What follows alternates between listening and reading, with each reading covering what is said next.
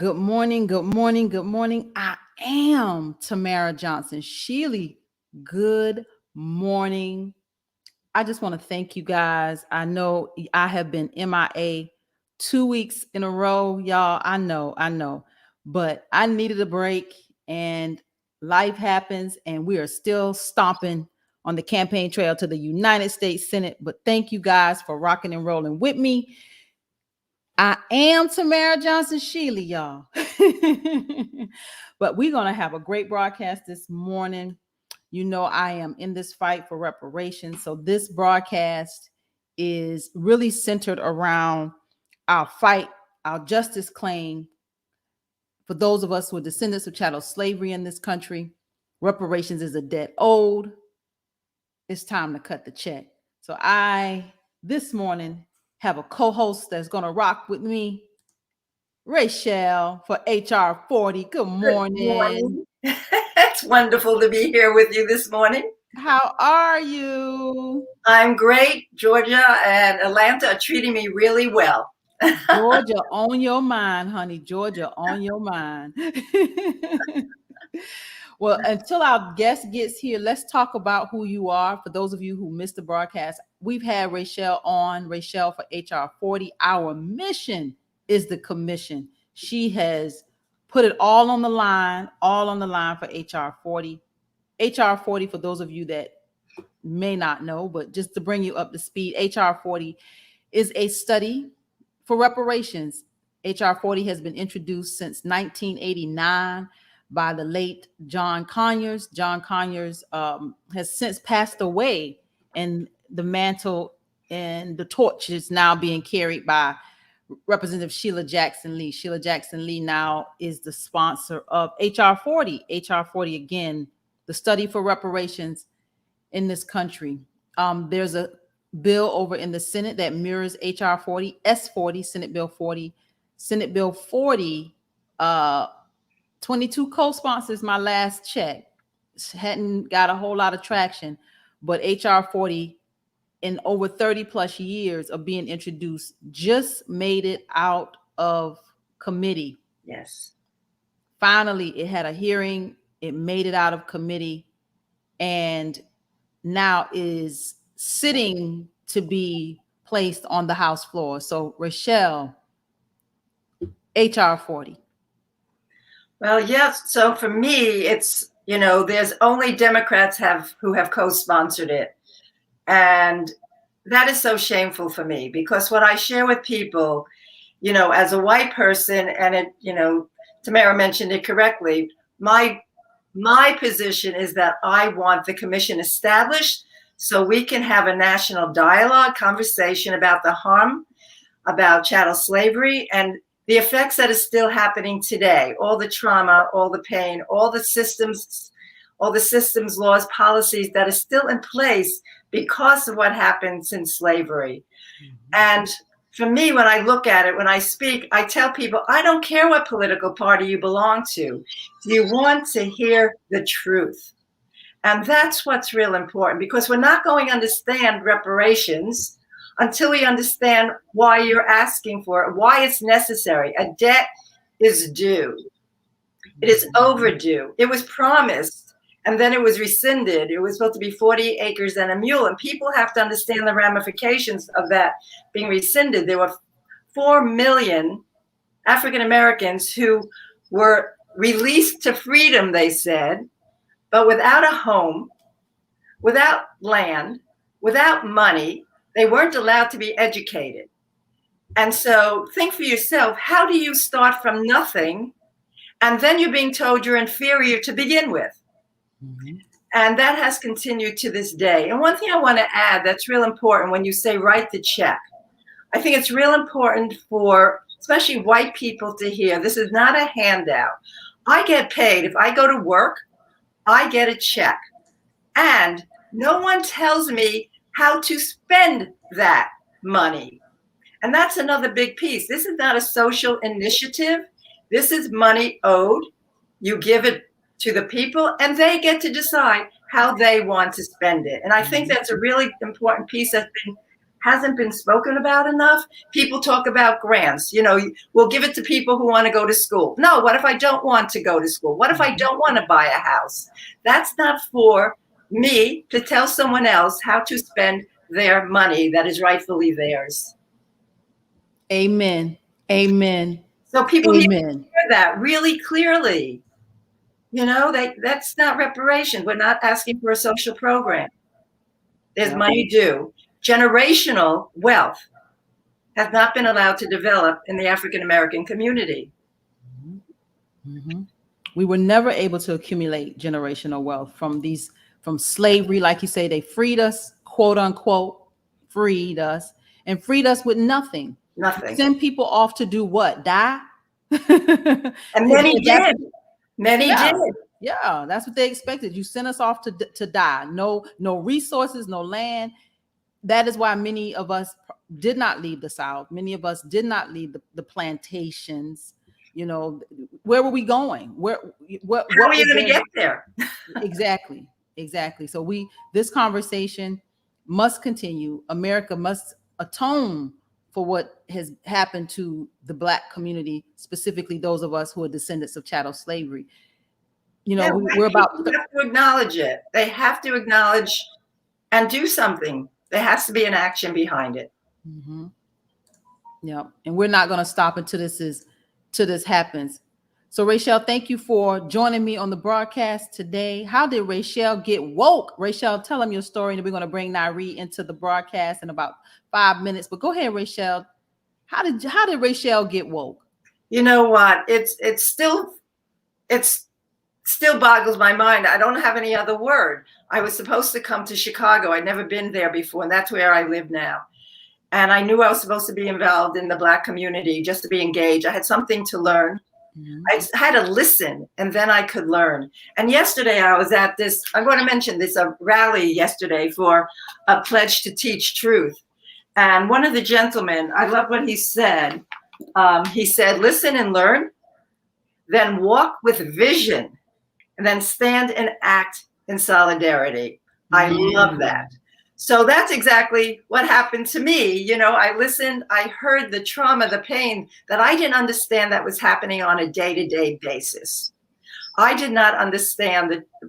That's the biggest piece I think white people need to understand, is that every day, you know, we spoke to a Black man, you and I were there at lunch, and he said, every day, Black people need to be brave.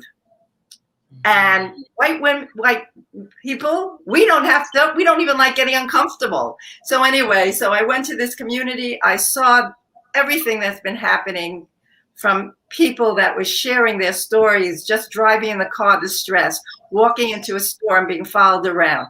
This doesn't matter where you are in the country. This is happening. And I realized the depth of the pain. Like I said, I don't even know how people get up in the morning, just thinking about how to navigate in a world that was meant for me, a white person. And then a friend of mine mentioned reparations. And it was like, this seemed to be the answer for me, from the standpoint, this tackles healthcare. This tackles everything. We're not doing it piecemeal, right? We get the jobs, we get the healthcare, we get the environment, we talk about incarceration. Everything goes under this umbrella. And so, yeah, it was, and for me, what I want white people to understand, do not get defensive when a Black person tells you their lived experience. Listen, it's the truth. It's not an exaggeration. Mm-hmm. And we need to listen and act, because our culture, our actual, has to be a paradigm shift. And that's why, again, I love the idea of a commission. One story, one truth, and then we can heal, because we cannot heal if we don't even know the truth. Yeah. You guys have to follow Rachel. I am Rachel Zola. Rachel, I'm country, y'all. She's been correcting me for a month. But let's bring let's bring in our guests, and we're gonna talk about reparations. I'm telling y'all, I'm like psyched about having the opportunity to talk to Nairi. Good morning. Welcome to the broadcast. Good morning. Good morning. The Real Prodigies. The Real Prodigies. This rap group, y'all. Let me play the video. I think we're gonna start out with this video because this thing is like so powerful. Let's play the video. Hold on. Share my screen, everybody. Hold on. Share the audio. All right. Because you gotta feel it, y'all. You literally have to feel this. Here we go. When we come to Washington in this campaign, we're coming to get our check.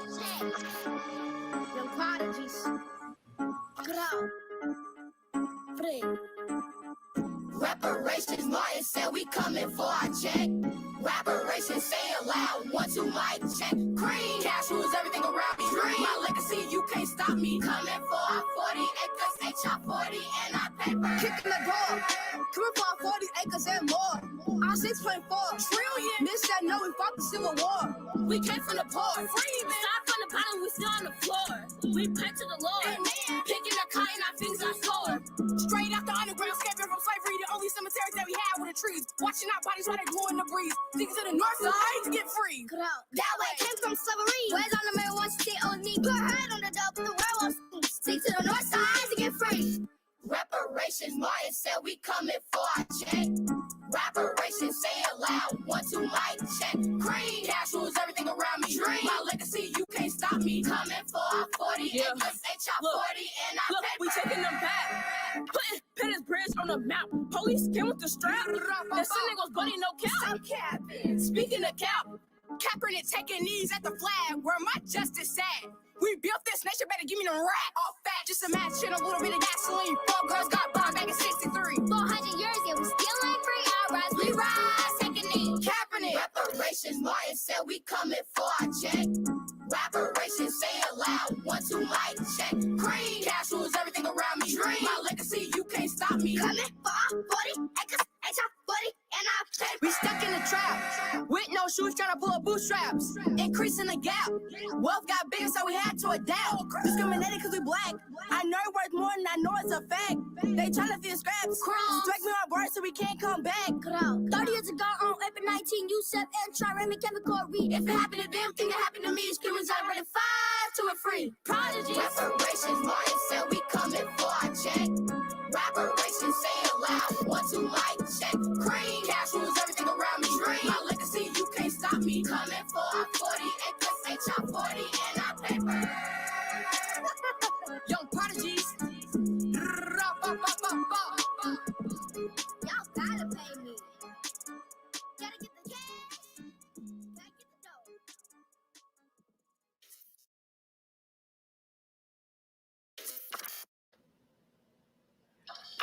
This is about jam. I'm telling you, it's like we are like psyched about this. Let me play something and show you where we are with the movement, because I was doing the same thing when y'all were creating this video. Look at what I was doing. So this is how God is moving, y'all. Look at this.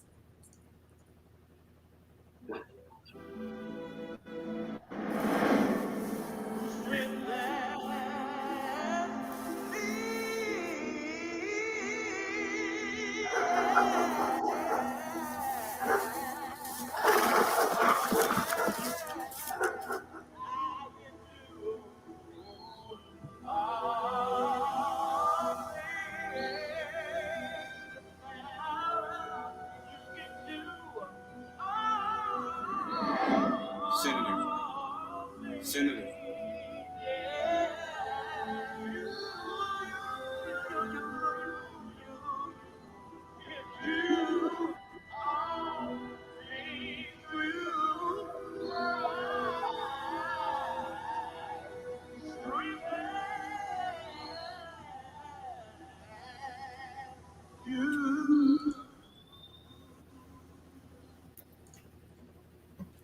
When I tell you that God is real and God is moving, The same time you guys were doing that video, I was doing that video.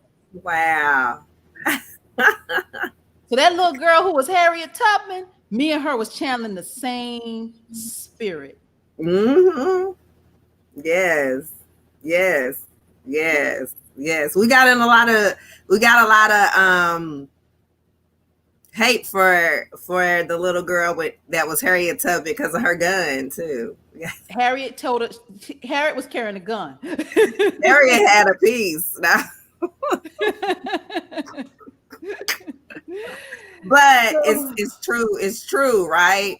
Harriet, why would you think that Harriet was freeing slaves and she didn't have a gun? I mean, that's just some of the myths of that our education system has kind of told our kids. You know, Harriet Tubman, like she's this mythical character, and that she carried, you know, she freed all these slaves, but she didn't have a gun to protect her. You know, she was magic, you know, and so that's one of the you know, one of the themes that we talked about with the kids. So Harriet was a gangster. Yeah, she was. Harriet was not playing.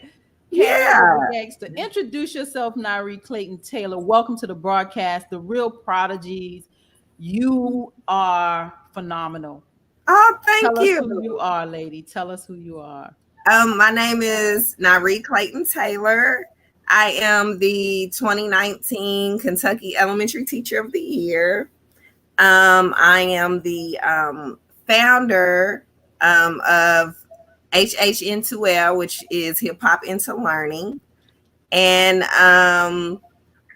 what we do, my husband and I, he, God bless him, this year he has stepped out on faith and he is doing our nonprofit full time while I still teach in the school system with a program called Justice Now. And I'll talk about that in a little bit. But as far as HHN2L, we go in, we have a program within our nonprofit called the Real Young Prodigys.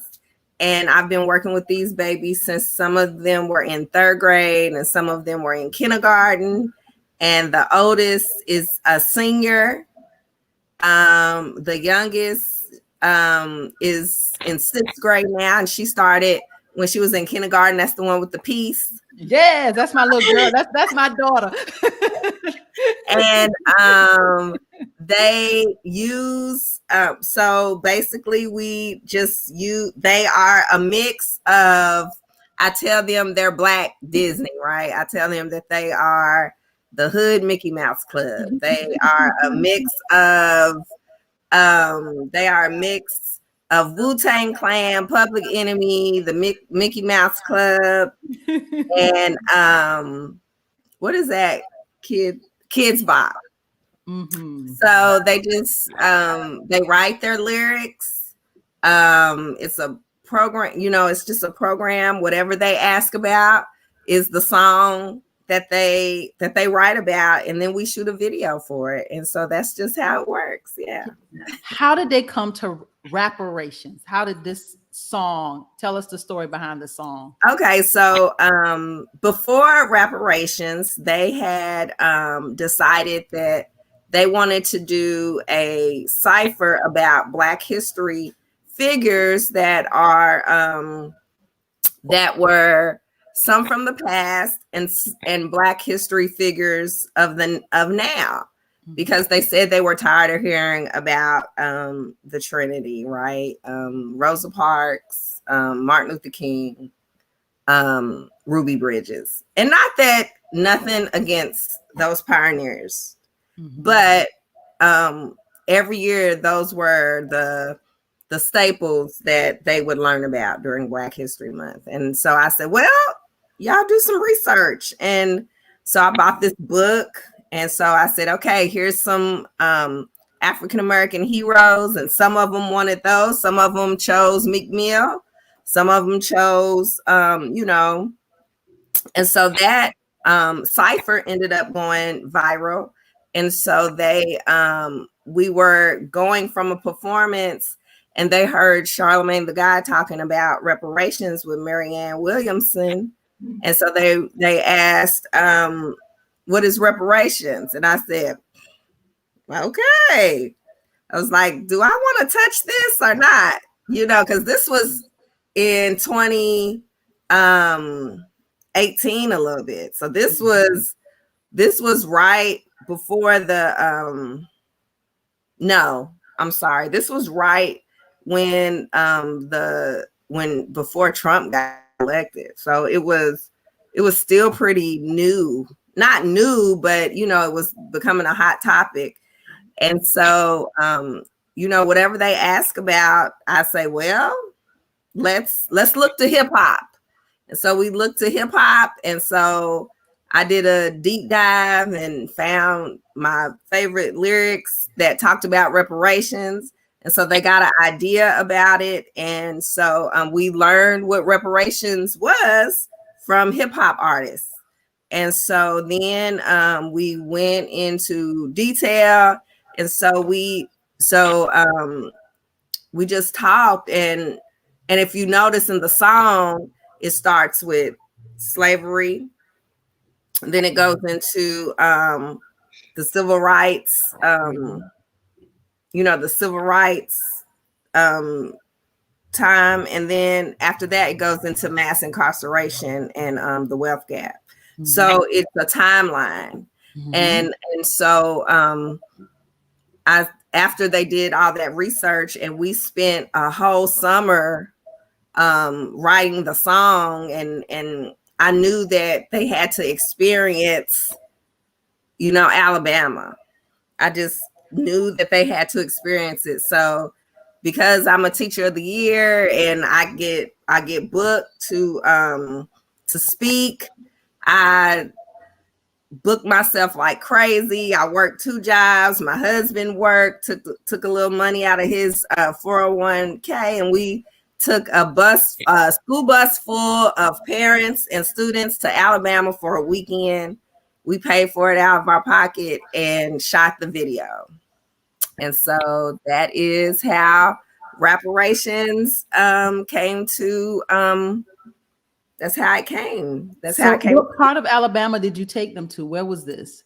Oh, we went everywhere. We went to Selma, we went to Birmingham, and we went to Montgomery. Wow. And so they met when we were when we went to the Pettus Bridge. They met a survivor of the walk that was hit in the side of the face with a rock. They just were able to experience what Martin Luther King did, and really they were able to learn that, like, the real side of Martin Luther King, right? Not the I have a dream side, which we all love, but they were able to hear the reparation side of Martin Luther King. Mm-hmm. That's the part that the world doesn't want you to know. Yeah. That is who he was and where he was headed at the end of his life. Yeah. Yes. And so they when they found out that side, they were like, wow, and learning how strategic, and how to be strategic. So every song that we do, there's a policy aspect to it. And so we instill in the kids that protest is fine. You should protest. But if there's not a policy change, then you're just doing that to just be out there and to be seen, because the policy has to change. So we believe in performing. So first we believe in entrepreneurship. So that's them producing. Mm-hmm. Praise, giving them praise, performing, protesting, and then after the protest, there has to be a policy change. And so they learned about HR 40. And so when we talked about HR 40, I had to make sure to tell them that's just the study of reparations. It's not giving reparations. It's just the it's a commission to study. And so yeah, that's what happened. And that's their journey, and they're still on their journey. So yeah. Rachel, you want to chime in? Well, thank you for all that you're doing and leading the way for children, because if we don't understand the history, we don't understand where we're going, right? Mm-hmm. And the action piece is so important. That's what, for me, I did a 40-day hunger strike. I know that Tamara wanted me to mention that. So I did that in Chicago. I ended that in June. And the reason I did that was to bring attention, hopefully, to people that look like me. I'm 73 years old. And it's like, Tamara said, how did you wake up now? It's like, what does that look like? So my mission really is, what's the action that a white person is going to take? Because I heard about these things. I was there when Eric Gardner was killed, back in 2014. So not that long ago, right? But I didn't know how to get out of what action I could take, how I could use my voice. And so first of all, I love, African Americans need to have their own voice and hear their own history. Yesterday, I was in Athens, and Town is grappling with the fact that they took land from a whole community for Georgia University for a dorm. And people that was there, they were 50 years old. One man was 66 years old. He was there when it was happening, and his land was taken. And he says, I remember everyone just being hysterical, crying, they're taking our land. But the thing is, this woman who was 50, who's also lived there her whole life, didn't know about it until recently. Mm-hmm. And so it's so important to share the history so we know how to act, how to heal. And so, again, back to my hunger strike, it was like, what could be so important that I would be willing to do this? So that's been my part. And now speaking out and asking everyone, we need the policy change. We need the laws change. It's not good enough to feel badly and to be activists in that way. So, yes. So thank you for showing us the way. These kids are amazing. I mean, the energy that comes from that video, it's like they feel it. They understood the obviously you made it real clear the importance of this, the magnitude of having a voice in this space. Like whoever produced that video, and I know that was you nurturing those babies to get it all right. But I'm just telling you, that is a phenomenal piece of work. And I think having their voice in this space, you can't help but hear them. Oh, thank you. Thank you. And they are the voice of now, right? So I tell them all the time that they'll ask me to do something, and so I'll tell them that their voice is stronger than mine. I said a lot of people will do things for you that they won't do for me. Mm-hmm. And so just to empower them and for them to look into what they use, their gifts, hip hop, your gift. Yes. Look at your phone. You are always on TikTok. You are always on Snapchat. How can you use those mediums to spread your message?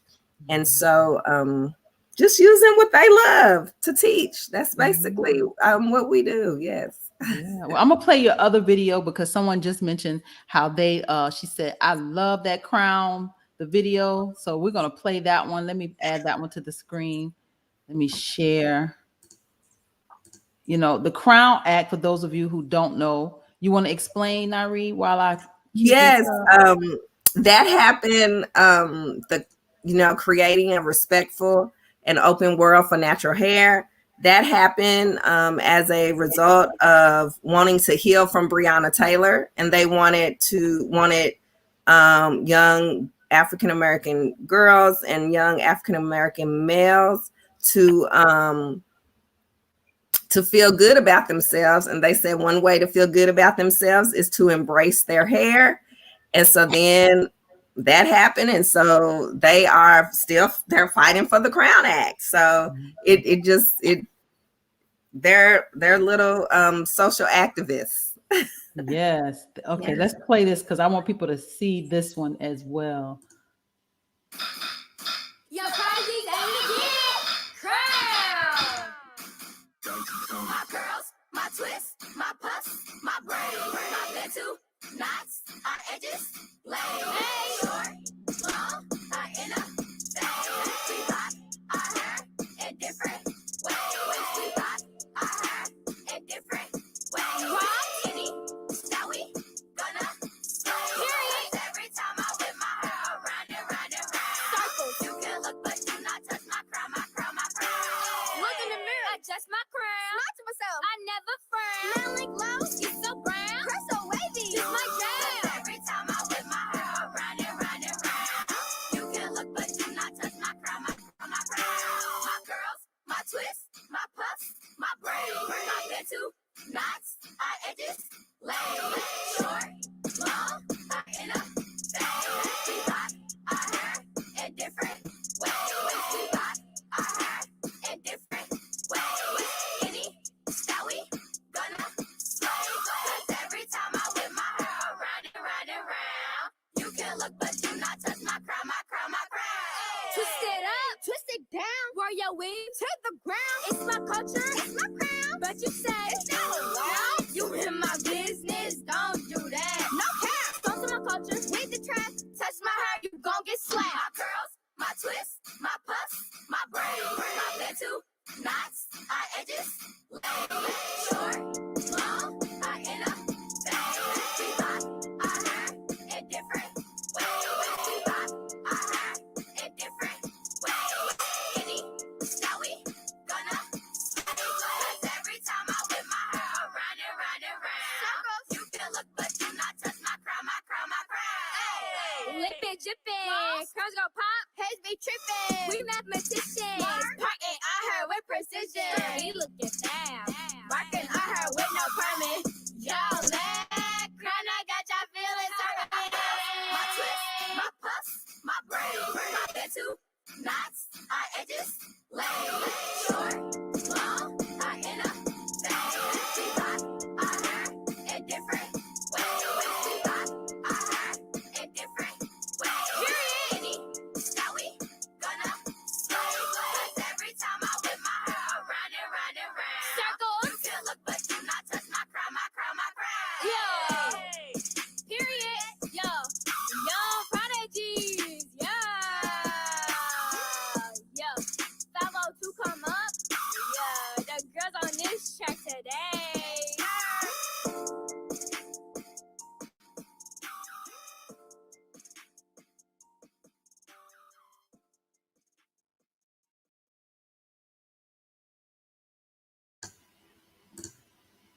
Self-love.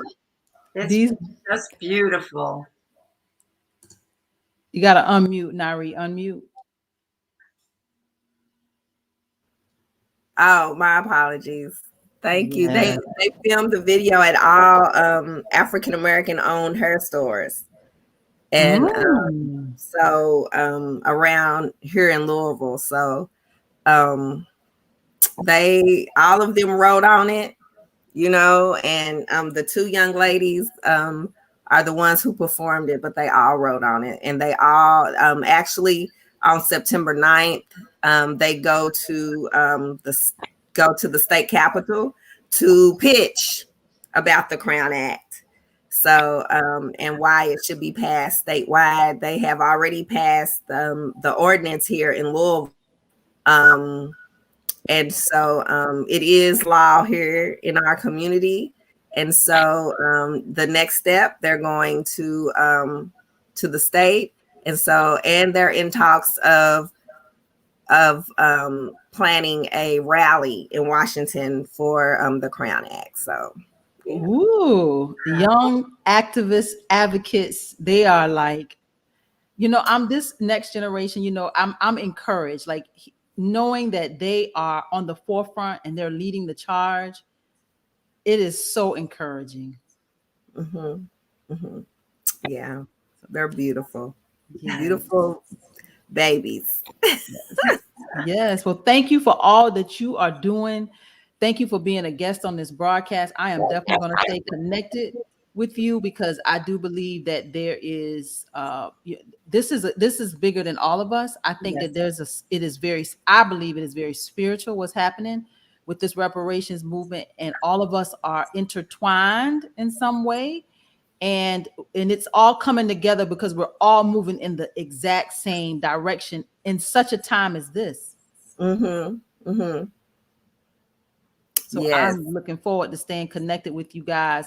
I would love to have the young have them come to Georgia in some capacity, but we're gonna figure this thing out because we got to keep this message alive and we got to keep their voices on the forefront because you and I prayerfully we live to see all of this happen.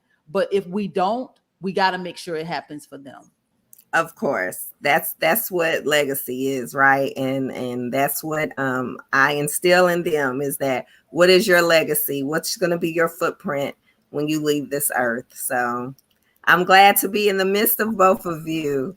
Yes, look, much. We're totally doing our work. Rochelle, you are, I am. We're totally doing our work, and God is definitely moving us in this direction. I do believe reparation is going to happen. I totally believe it. I do too. Thank you all so much. Thank you, and we look forward to talking to you again soon. Thank you. That's amazing. Thank you. It's just when I look at that, I want it to go to every white school, where the population is mostly white. I mean, to show these children the power.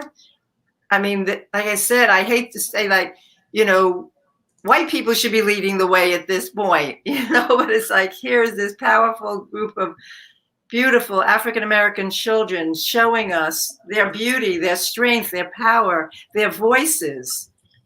And it's just I don't even have the words. Look at me. I'm just scrambling. I can't even.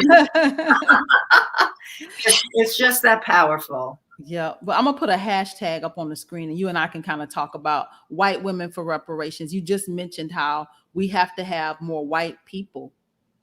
More white people must be involved in this conversation. They cannot be afraid to talk about this. No, and since I've been down in Georgia and having different conversations, it's just so much more important. I realize white women. We have to capture the white women. And Black women haven't had a reason to trust white women. We've done great harm in years past. And so yes. Yeah. So White Women for Reparations is a hashtag that myself and some white women have come together, and we are working to do the work around reparations. We're working to have the bigger conversation be pushed harder in the white community. Not hard to the point where I think people are, Rochelle, you always say they have to get uncomfortable anyway, but pushing the conversation to have the conversation. I think that is where we got to open the door. Let's open the door and have this conversation about reparations. And this is an initiative that we have started on Clubhouse. And it is growing. It's growing, and I'm encouraged because more and more white people are kind of like peeking into this room. We host this room on Tuesdays at 7 p.m. Eastern on Clubhouse. The room, the club that we host in is called Lady Boss International. And we host this room, and white women, like I say, are peeking in to hear what in the world is White Women for Reparations. And they're asking questions, and there's no such thing as not a smart question. And they're asking questions because they really just don't know. Yes. And I was just going to say that do not be afraid to engage in a conversation because you don't know. We really need to trust each other, to support each other, and to understand that like I said, I'm 73 and I'm just getting into this. It's like, it's never too late. We're all relevant, and there's nothing to protect, there's nothing to defend. Just come and learn, listen and learn. And after you listen, don't just sit there and listen. It's okay to listen for a while, but then chime in, please. and ask a question and get uncomfortable. It's okay. This is for me, it's always a safe space, a sacred space. And I have to trust that. You know, the other day I was on a Zoom call and someone said, I'm going to share this. I have to trust we're friends and you're going to listen and not judge me. Mm-hmm. Mm-hmm. And I think, you know, the trust, you know, I was actually having a conversation about why Black women don't trust white women. You know, it's historical. We can go back to the days of slavery where you knew, you know, we were being beaten and mistreated. Like as women, you knew that your husbands were raping were raping Black women. You knew that. We nursed your babies. You know, we took care of you. We brushed your hair. We washed your clothes. We took care of you. And, you know, I look at, and then you go into all the lynchings, at least 4,000 lynchings. Many of them were generated because both ways it goes. A white woman said he winked at me or whistled at me. I mean, look at Emmett Till, 14 years old, a baby, killed, just not killed, mutilated. And I actually look at that. It's like, you know, we look at George Floyd. It's like, that was 1955. How did we not generate enough public will to change the laws and the policies then? We still don't have an anti-lynching bill in place in 2021. And women would go to lynchings dressed up in their finery and bring their children. How is that possible? Mm-hmm. And so women have a huge responsibility to look at that, and not from guilt. How many times have I said that? You know, it's like, no, I wasn't there at the lynching. Don't come from guilt, but come from a place of urgency. We must change this now. We have the power if we have the will. Mm-hmm. I hope people will be encouraged to join us again on Tuesdays. I'm going to put it back on the screen. Tuesdays, 7 p.m. on the Clubhouse app. If you don't have the Clubhouse app, you are totally missing out on some phenomenal conversations. So this, I'm gonna put it on the screen again. Show it. There you go. White Women for Reparations is on the Clubhouse app. If you haven't downloaded that app, please do. We're Tuesdays at 7 p.m. Eastern Standard Time, and this is where we have those conversations. And you know, the white women are coming. And we're gathering and we're getting past this divide, because I believe in order for America to heal, it will take the women to start the healing process. I think that we are, you know, we're nurturers. And I think if we could get it right, you know, we could raise the next generation as mothers, as women, as influencers. We will be, you know, most impactful on this next generation. So I'm encouraged by this club that we host together, Rachel, on Tuesday nights, White Women for Reparations. We must be disruptors. We must get courageous. We really do. No, it's going to take all of us to get this right. So we're here. I am Rochelle Zola. You are in the great state of Georgia. Welcome to Georgia. Thank you. You know, this is it's different. You know, this is still the South, Rachel. This is still the South, where Metro Atlanta does look more like your cities across the country. But once you get outside of Atlanta, like you did just yesterday, you kind of see that you're in the South. Well, that's the reason I came here, because I came to listen to people that look like me. White people have very different lived experiences than I do. Mm-hmm. And for me, we have to start with relationships. You know, that's what I did in Chicago. That's how I learned. You said, how did I wake up? I didn't have an African-American friend until 2015. I lived in my white bubble. And, you know, you can get angry people, you know, well, we just had the interview with Reverend Slaughter here. Mm-hmm. And he said, how could you not know? We're always like, how did you not know? But if you live in a white bubble, you don't understand the systemic piece of this, that this is happening every day. It's not just, oh, this happened once, you know, this is an exception to the rule. No, every day harm is being done. And for me, as a white person, I can share that. And people are listening. And then it's like, now go listen, go to your church, your Black church in your area. Go meet people, because we don't have conversations. Mm-hmm. We don't have conversations. And I will share a story. So one of the stories is a Black man and a white man. And a Black man told me this story. He said, they asked, write down what you want for your life. And the white man asked the Black man, he said, what's on your list? And the Black man said to the white man, what's ever on your list, that's what I want too. That's what I want too. Yeah. And people have to hear that. And there has to be equity. There is so much inequity, so many disparities, and we need to acknowledge it. And yes, I think that's the place to go, white women for reparations, to understand all of it. And then you'll understand why reparations is necessary. So someone asked, what do you think of Georgia white folks? You haven't been here long enough probably to have much of an opinion, but those that you have been able to have this conversation about reparations in HR 40, how have you been received? You know, it's so interesting right now. The people I've met, like yesterday, I was at the Botanical Gardens in Athens because I went to this rally, and I was speaking. I asked a white woman to take my picture so they could see that I'm alive and well in Georgia. And actually, she's been homeschooled. She's 19 now and going to the university there. And she was wonderful. First of all, that everyone I've met has engaged in a conversation. It was interesting. She was homeschooled, and now she's going to university and took a diversity class. And what she said to me was, I would love to have this mandatory so I could understand more, so all the students could understand.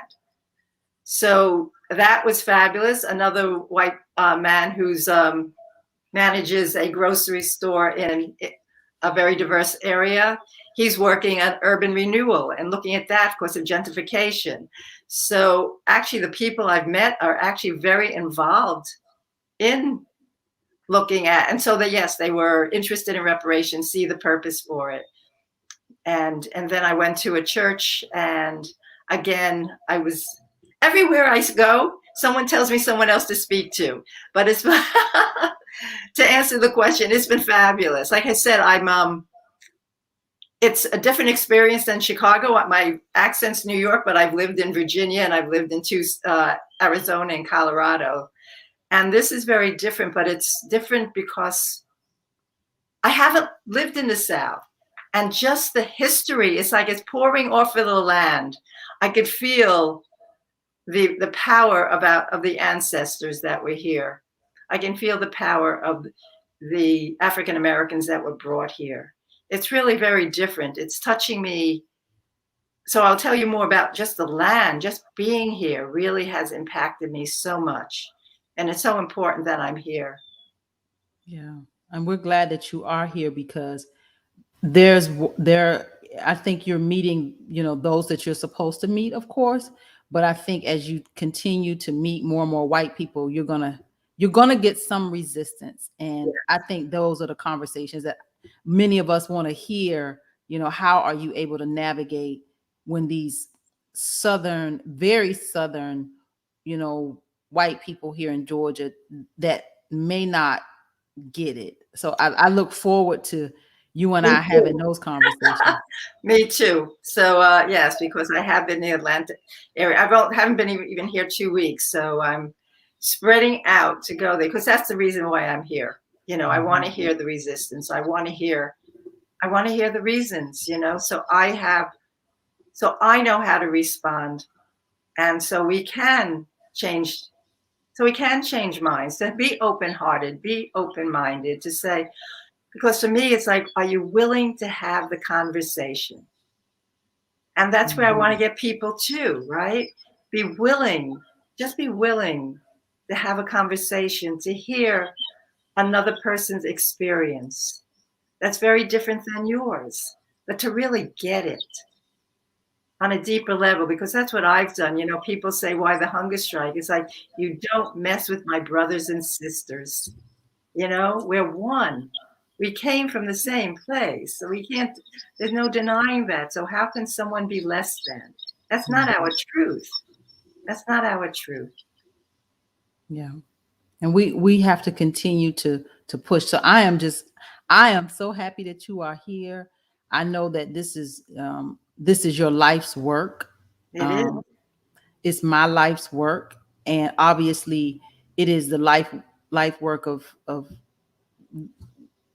the young prodigies. Like this next generation, that's their work too. Yeah.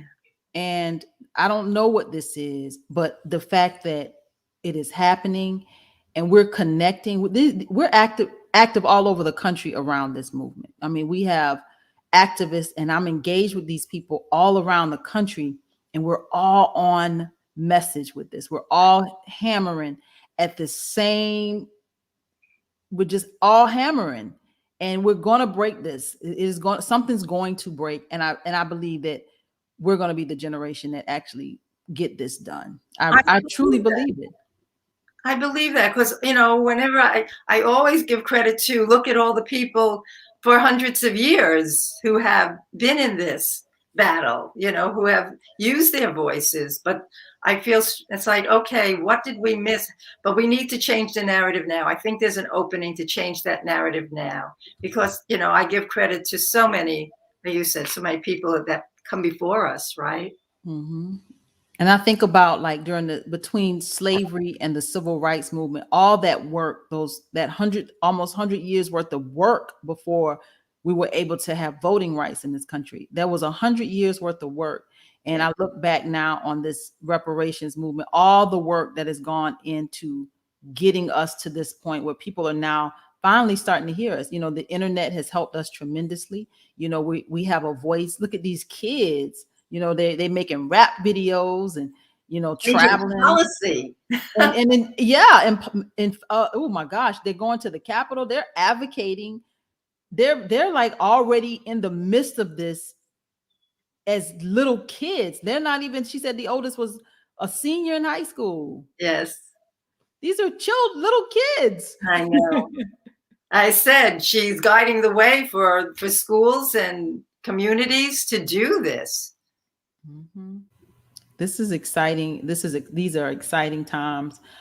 You know, I think this is going to happen. This is going to happen. We have about 5 more minutes left in the hour. I want to thank all of those of you who are chiming in here. Make sure you share this broadcast. You know, we got to continue to push this narrative. We're getting close. I am a candidate for the United States Senate, very intentional about reparations, specifically with a reparations agenda. We have the Senator Reverend Raphael Warnock, who has not taken a stand at all on this. And that is disheartening, standing in the pulpit of Dr. King with no specific agenda for reparations, with no plan for Black America specifically. Sad is quite sad. And now we have Herschel Walker. For those of you who are watching the news, Herschel Walker has put his bid in to run for the United States Senate. And here's where the narrative in the traditional media, and this is why this broadcast and these broadcasts on this, you know, those of us who are independent, is so important, because now that Herschel Walker has entered into this race, he has Republican challengers. Warnock, I am your Democratic challenger. So the media now is going to overshadow the fact that both of these races are contested. Like they both have challengers, Republican and Democratic challengers. But the media is going to make this out to be a race between Walker and Warnock. So we have to continue to push, because one side doesn't have a plan for reparations at all. The Democratic side that I fall on, we don't have a plan for reparations. Warnock does not. Now we have Herschel Walker, who doesn't even believe in reparations. He's made that very clear. Yes. And I'm going to play those clips. I'm going to share, because I want people to know. And I think we already know who he is. I don't think we'll be fooled at all. He doesn't even believe in reparations. And it's so sad that he doesn't understand his own history. Yeah. No, I listened to him during the Congress Judicial Committee, And it was actually shocking that he doesn't believe in reparations. I don't understand at all. And like you said, you have to look back and know your history and understand that this is a debt owed. We all need to acknowledge that. Yep. Yep. And the fact that he is a Black man who has roots, he knows he can trace back to slavery in this country, but doesn't understand why this is important. He made it off his body and not his brains. He made it. And now the Republican Party, in my opinion, is using him again for his body and not his brains. But we got a race to win. We got a race to win. So Rachelle Zola, if you are not following her, please follow her. She is everywhere, TikToking, teaching me how to TikTok. I'm doing a lot of TikTok, and I tell it straight. So please join me on that and join in the action. Like I said, please, wherever you are. If it means going into your local school, if it means going into, your place of worship, start having these conversations with others and tell people it's okay. It's like we have to give each other permission to make mistakes. Mm-hmm. And that's what it is. And please use that courageous muscle, because I know we all have one. A few, right? A few. So follow Rachelle. I want to thank you, Rachelle, for co-hosting with me. I hope you'll come back. I have totally enjoyed This has been wonderful. Yes. So you can follow Rachelle. Again, I am Rachelle Zola. Rachelle. Y'all, I'm Southern. That A is long in my. I love it. Hey, I love it. Don't change. And you guys can find me every week right here, giving voice to issues, activists, and activism. Please support this broadcast. TamaraShealey.com. You can go there and support all that we are doing in independent media. I work alongside churches. We work alongside churches to fight for reparations. So if you know of a church, or you're looking for a church home that has a heart for this, that are out here, that they're out here fighting in these political streets with us, go to the website. It's Reparations Sunday, reparationsunday.com. We also have a club on Clubhouse called Reparations Sunday. You can follow us there. And if you are a descendant of chattel slavery in Georgia, you can support hb541.net. This is Georgia's approach to reparations. Reparations is federal. Let me say it again. Reparations is federal. Let me say it for a third time. Reparations is federal. However, these state initiatives will continue to help push the narrative and get us some redress on some very local levels. So hb541.net for those of you who are descendants of chattel slavery here in the great state of Georgia. And again, I am Tamara Johnson Shealey. You can donate, you can volunteer, you can be a part of my campaign at tamara4georgia.com. Rachelle, it's been a great broadcast, and I sincerely appreciate you joining me. I love you. All right, everybody. I will see you next week. I'm going to take you out with my commercials. I got to bring you my commercials, so I'll take you out. Here we go. Thank you for tuning in to Tamara for Georgia, where we give voice to issues, activists, and activism. I am Tamara Johnson Shealey, your candidate for the United States Senate. I'm a progressive Democrat that believes that reparations will make America great. It is time that we bridge the divide in this country. Please go to my website. That's www.tamara4georgia.com. Please join me every Saturday, 11 a.m. Eastern Standard Time, right here for Tamara for Georgia.